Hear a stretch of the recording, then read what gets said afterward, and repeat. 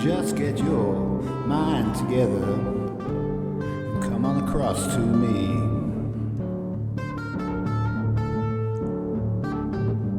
We'll hold hands and we'll watch the sun rise from the bottom of the sea. But first, are you experienced? Have you ever been experienced? Well, I have.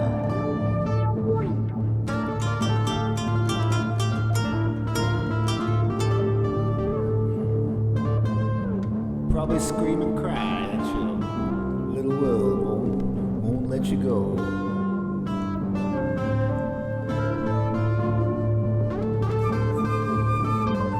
Who in your neat little world are you trying to prove that you're made out of gold and it can't be so?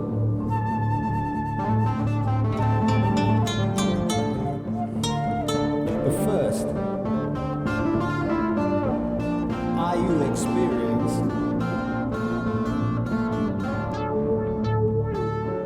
I'm asking you now.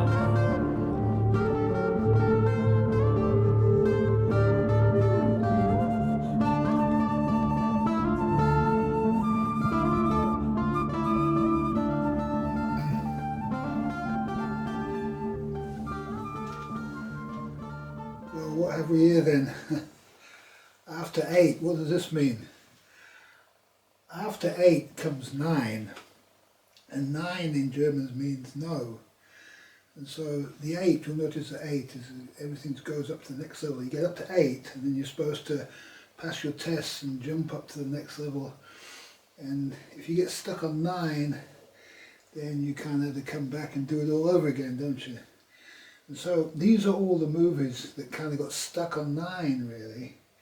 And it's very strange because normally all the movies I get from the shop, these 10p movies that somebody seems to pick out from the back room and put it ready for me to take from the second-hand shop, the 10p they cost. And this time I got absolute rubbish. In every single movie, I put it on, I watched it for a few minutes, and I threw it over here on the floor, where I throw all the stuff that I'm going to get rid of. And so I had a complete run, a whole wad of movies, a whole bag full of movies that just not worth watching. And this has led me, I said, why am I watching this kind of, why am I getting all these bad movies? And then I started to realize that I was meant to make this movie that I'm making now. Now, I hope you appreciate the way I make the movies, because I never repeat anything. I don't have an intro that gets repeated over and over again. Every single bit of footage you're seeing in my movies is unique and a new creation. And it strikes me, looking at some of the stuff, is how generic it all is. It all just seems to be a style copied, and the intros, apart from movies like James Bond and stuff like that, where the introductions are interesting and artistic, most of the intros to movies you get these days are just a complete waste of your time.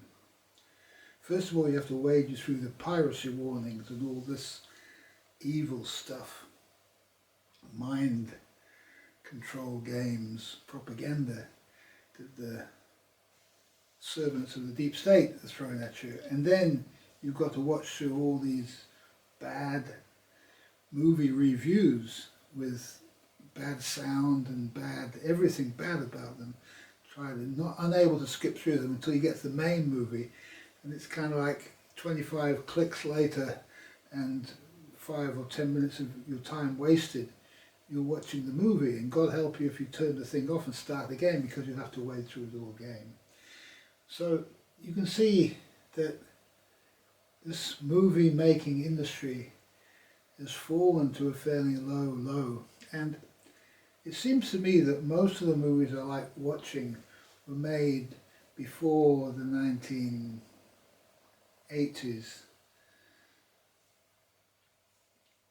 and definitely the more recent ones from this century and this century, this last 10 years, centennial if you like, of movies, 10 years of movies, there's very few of them that I would want to watch. And not only that, I feel that the movies themselves are completely corrupting and evil in their essence and nature. And it's basically because they're coming out of an evil institution, Hollywood and the people associated with this, and the criminal gangs that own and run and manipulate artists for their own aggrandizement. So it used to be, when I was a young man, I was brought up in the 1960s, and all we knew was the new up-and-coming groups that were coming out of the 1960s. Groups like the Beatles and the Rolling Stones. And one person came to mind recently, and that is David Bowie. And I watched a bit of something on YouTube about David Bowie, going over his life, a life retrospective. And they were saying that it's not likely that another David Bowie actually appears out of popular music, which is where David came from, because popular music will not create such a musician like David Bowie. It just won't, that type of musician will not be promoted and will not come out, will just not come out of the industry.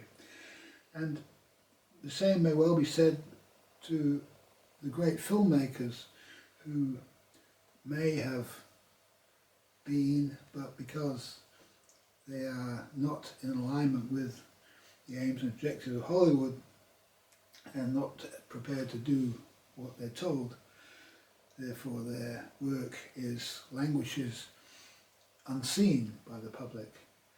And the only outlet for these sort of people are the video sharing sites, if you like.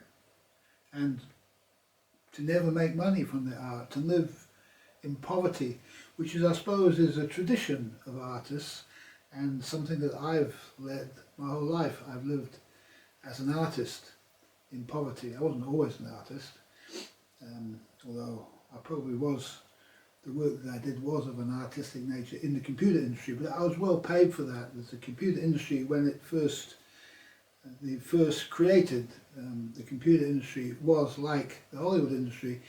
One was able to be creative in it, and I had a very creative time in that industry as an artist, if you like, working, doing things my own way. Nobody ever told me what to do. In fact, they always asked me to find a solution. Nobody could find a solution, so they were relying on me to create a solution out of nothing, which is what the artist does really, and creates something out of nothing.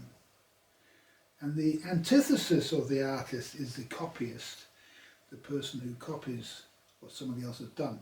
And it seems to me that they've all watched the Avatar movies, Avatar as a type of filmmaking, and all the movies that are coming out now are really copies of this kind of, this X-Man thing and all this, this kind of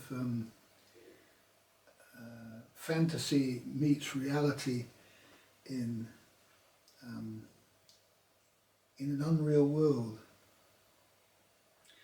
So movies are becoming more and more fantastical and further away from reality. And I found that I don't like movies of this kind. It takes a very great movie of this kind to interest me. And as the prime example, one of the first movies of this type was 2001, A Space Odyssey. And this movie is rather long and boring, and although it's an interesting movie and watchable, it's not as interesting as some of the more realistic movies which portray the life of ordinary people and also struggling people and the trials and tribulations of the human condition, which has always been the subject of art. Art has not really been a fantasy, and the worst kind of art is a movement into fantasy. And the best kind of art is a study in reality. And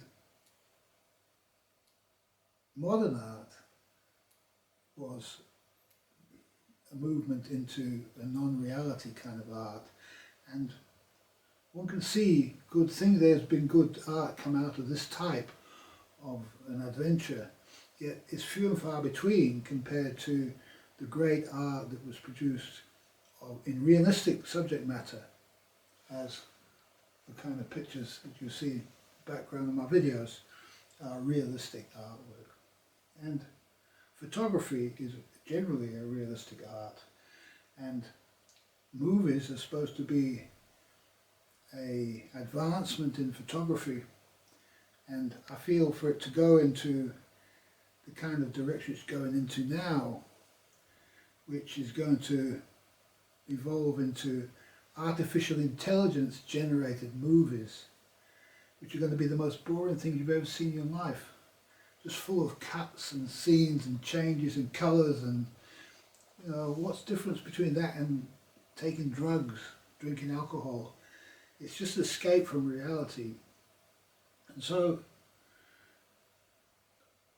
just going back to David Bowie and the sort of artist that David Bowie was. He was a great musician, you know.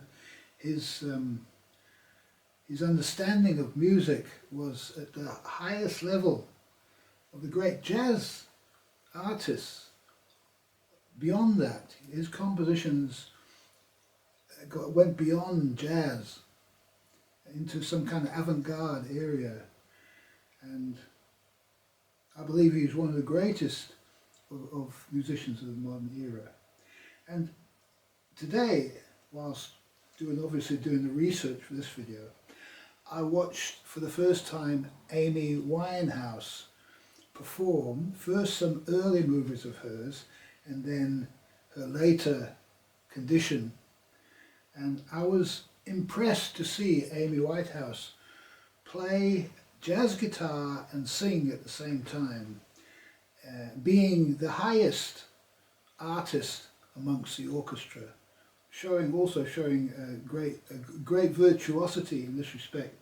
Yet Amy Winehouse ended up being what her namesake was, just a place of corruption, a wine house, and she died amidst poisoning, alcohol poisoning, and so a terrible end at a very young age, 27. Many people don't get past 27 because 7 and 2 is 9, and you know we have after 8. If you get stuck on 9, you don't ever get to the next number, 10, which is in the case, I suppose, of the 27-year-olds, 28, 29, 30, you know, to get beyond your 20s, the years of your 20s. And so it's a bit of a tragedy, but you could see that the environment that Amy Winehouse is coming out of, the London, the terrible music industry, could never produce anything but this kind of thing. And hip hop and, well, I don't even know what the names of the music genre is, but she's obviously a jazz musician and working within whatever genre they'll allow her to work in, to actually be part of the music creating business in London. And what a terrible business it was to see the terrible performances that she made with bad people on stages towards the end of her career, and the minders and the terrible people that she was involved with. So, and a lovely young woman, really, that this could have happened to. You know, if she'd been born at a different time, she might have been a Dolly Parton, you know.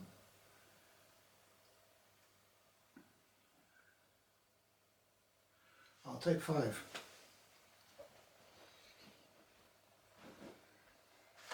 Let's get rid of this pile.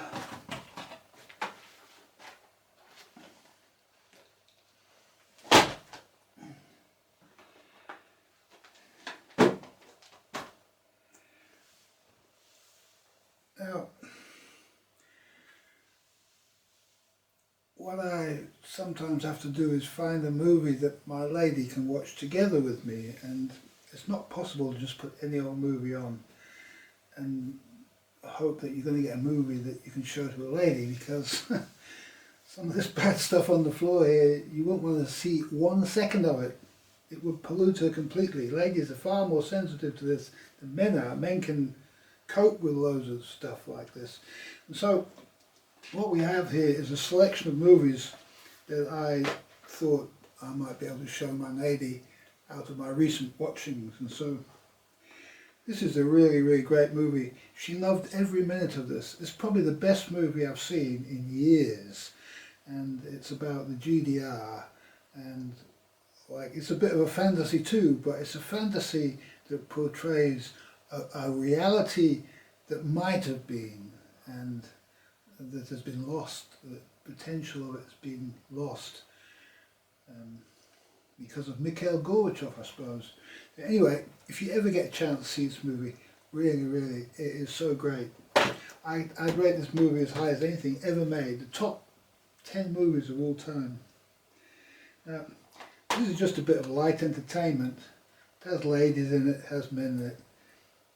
Maybe my lady will enjoy some of this. It's a bit of a propaganda movie, but you know, you can see through that to the Japanese side of the argument. It's very topical because it's exactly the same thing as what Russia, the situation with Russia and America, same thing with America and Japan this time. So, topical movie. I really enjoyed this movie. My lady hasn't seen this yet. Catch Me If You Can, Tom Hanks. I don't know whether she'll like this, but I liked it, and I watched it a few times. It's got a really great introduction, sort of like a James Bond introduction, so highly recommended. This movie is very topical. This guy was one of the first homosexuals, or the last homosexuals to be prosecuted, and it's interesting to see that he was involved in breaking codes, which I feel is not a good way of fighting wars. I think you should get out there on the battlefield. You know, if you want to have a war between Russia and America, you should put Biden and Putin in the ring together with a pair of boxing gloves, and whoever wins, that's the end of it. But if you want to cheat and make sure that the loser actually wins, then you start doing this sort of stuff. But very interesting movie, The Imitation Game. And then Whale Rider, which is a little bit about the Maori people of New Zealand and their relationship to nature and their loss of their dignity as a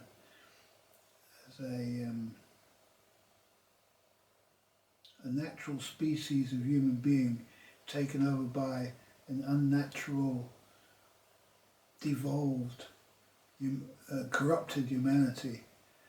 The Western greed cult takes over New Zealand and changes the views of the people to match their Christian, pseudo-Christian standards.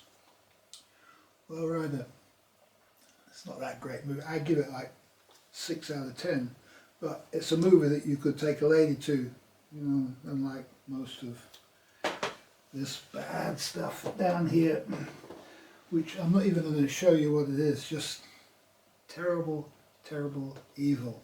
The best thing to do with this is to dump it.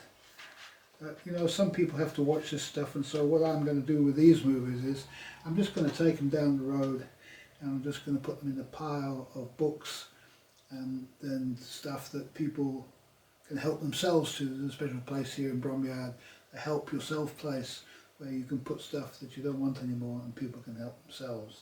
Rather than giving it to some charity shop trying to make money out of it, just give it to the people. Whoever needs to get it will find it. And I might find 1 or 2 myself down there if I go and take these down and give it to them. So I'm going to do that now, and it'll be Merry Christmas to all the people who need to see all this bad stuff. And I get rid of it and I'm free to watch Whale Rider with my lady. Have a very nice Christmas.